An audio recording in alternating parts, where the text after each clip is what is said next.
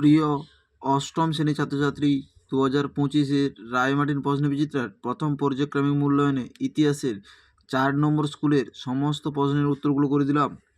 4 নম্বর school, অধীনতামূলক মৃত্যুনীতি কে প্রথম স্বেচ্ছায় গ্রহণ করেছিলেন? হায়দ্রাবাদের Nizam. Option B. Salbai চুক্তি হয়েছিল 1782 খ্রিস্টাব্দে। অপশান এ।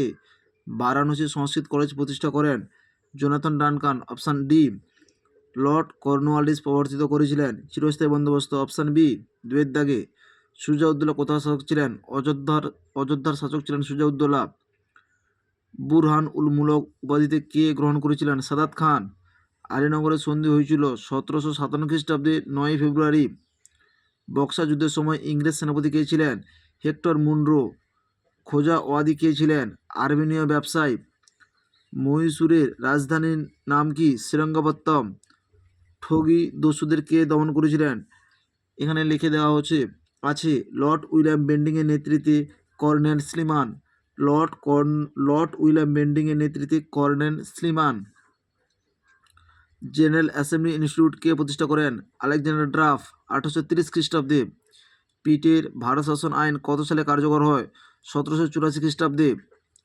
3-এর দাগে বাংলার নবাব আলীবর্দী খানের সঙ্গে ব্রিটিশ কোম্পানির সম্পর্ক খারাপ হওয়ার 2টি কারণ। 35 নম্বর পৃষ্ঠায় 2-এর দাগে আলীবর্দী খানের পয়েন্টটি তোমরা দেখবে। 35 নম্বর পৃষ্ঠায় 21-এর দাগের প্রশ্নের আলীবর্দী খানের পয়েন্টটি তোমরা দেখবে।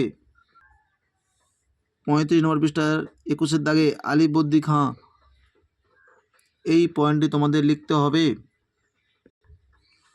অন্ধকূপ হত্যা বলতে কি বোঝো? 38 নম্বর পৃষ্ঠা 34 দাগের প্রশ্নের উত্তরটি তোমরা দেখো। 38 নম্বর পৃষ্ঠা 34 দাগের প্রশ্নের উত্তরটি হলো অন্ধকূপ হত্যা বলতে কি বোঝো?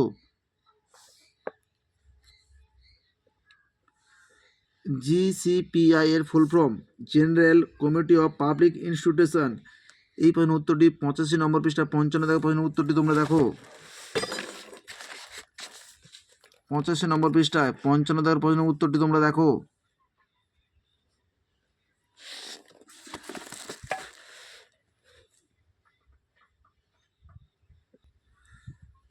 চারের দাগে সপ্তবিপ্লব নীতি কত সালে কে প্রয়োগ করেন? এই নীতির শর্তগুলি। 43 নম্বর পৃষ্ঠায় 61 দাগের প্রশ্নের উত্তরটি তোমরা দেখো। 43 নম্বর পৃষ্ঠায় 61 দাগের প্রশ্নের উত্তরটি তোমরা দেখো।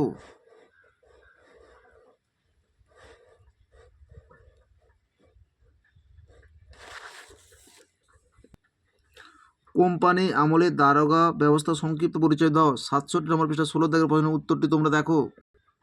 67 নম্বর পৃষ্ঠা 16 দাগের প্রশ্নের উত্তরটি তোমরা দেখো।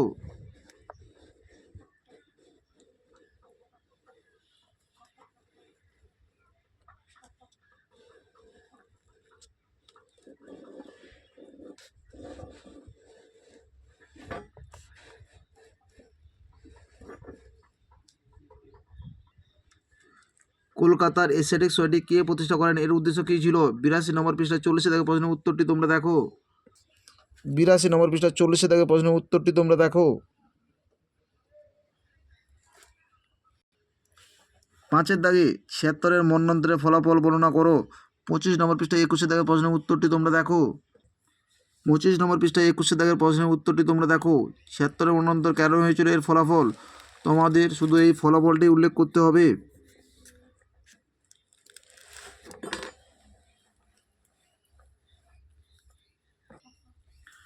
ইজরাদারি বন্দোবস্ত চালু করা ও তা তুলে নেওয়ার পেছনে কী কী কারণ ছিল? 75 নম্বর পৃষ্ঠা 37 দাগের প্রশ্নের উত্তরটি তোমরা দেখো।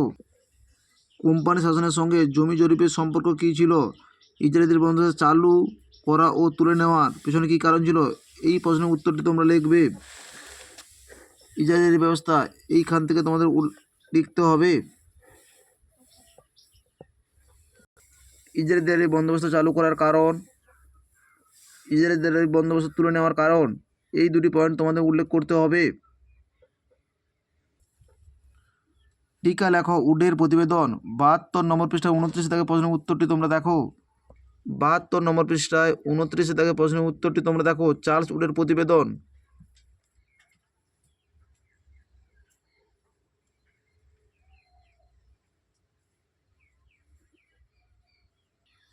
আমাদের ভিডিওটি যদি তোমাদের ভালো লেগে থাকে তাহলে তোমরা লাইক করো, শেয়ার করো আমাদের চ্যানেলে নতুন হয়ে থাকলে চ্যানেলটিকে সাবস্ক্রাইব করে পাশে থাকো আরও নতুন নতুন ভিডিও পাওয়ার জন্য।